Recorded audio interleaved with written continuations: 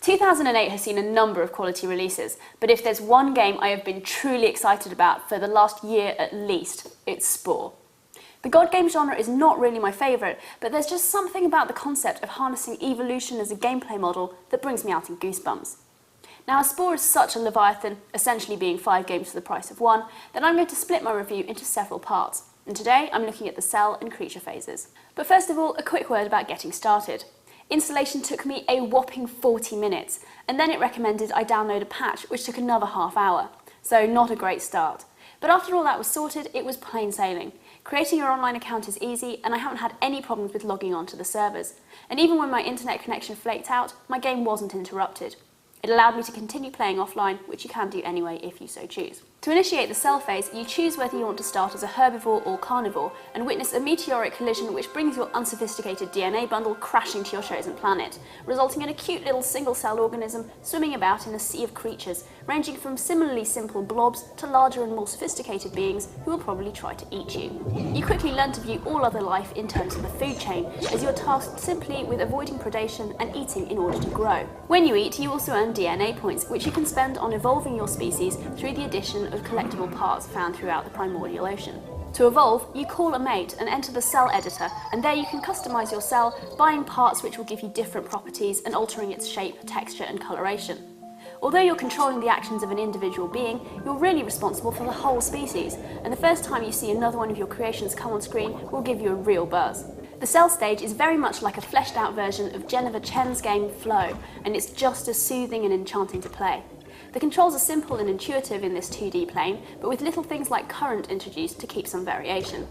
The graphics are gorgeous, and you can see tantalising glimpses of life at a different scale lurking in the background, which shifts into focus as you evolve and grow. You'll quickly evolve enough to be ready for the move onto land and the creature phase of the game, where the gameplay and objectives are similar but more developed. You're now playing in a large 3D environment and with a greater sense of community, as you're now a member of a pack of your own species, centred around a nest where you can return to heal and mate. Again, you must eat to survive, but now to earn DNA points you must achieve objectives, either hunting other species to extinction or allying with them, which offers other benefits such as being able to heal at their nests or even adding them to your pack.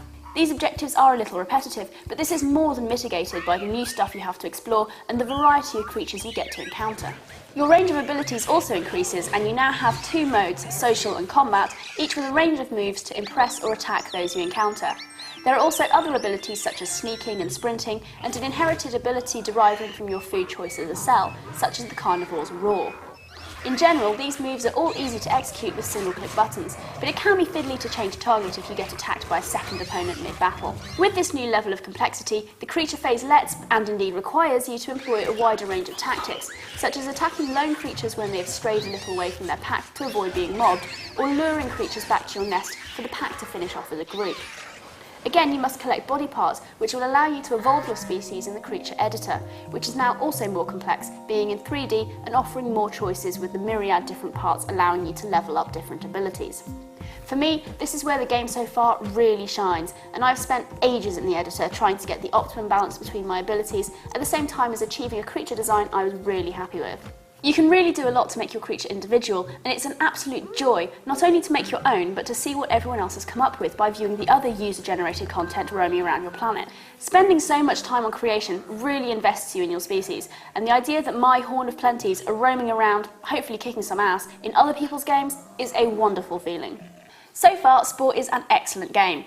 Throughout, there are helpful tutorial boxes to explain new things, and each stage progresses organically from the previous one, making its immensity and developing complexity eminently manageable.